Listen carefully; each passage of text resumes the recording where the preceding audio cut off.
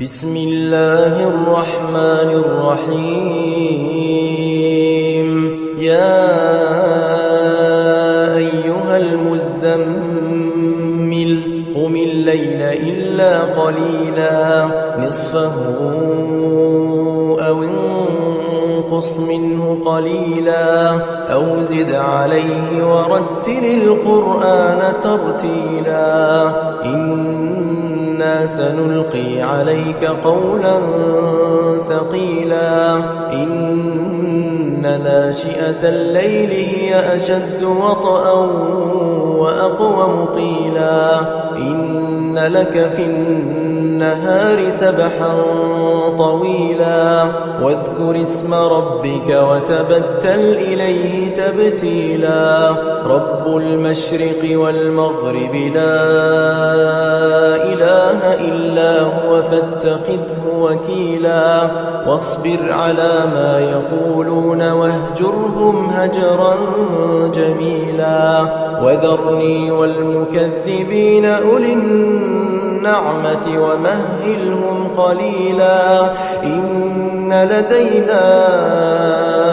أنكالا وجحيما وطعاما ذا غصة وعذابا أليما يوم ترجف الأرض والجبال وكانت الجبال كثيبا مهيلا إنا أرسلنا إليكم رسولا شاهدا عليكم كما أرسلنا إلى فرعون رسولا فعصى فرعون الرسول فأخذناه أخذا وبيلا فكيف تتقون إن كفرتم يوما يجعل الولدان شيبا السماء منفطر به كان وعده مفعولا إن هذه تذكرة فمن شاء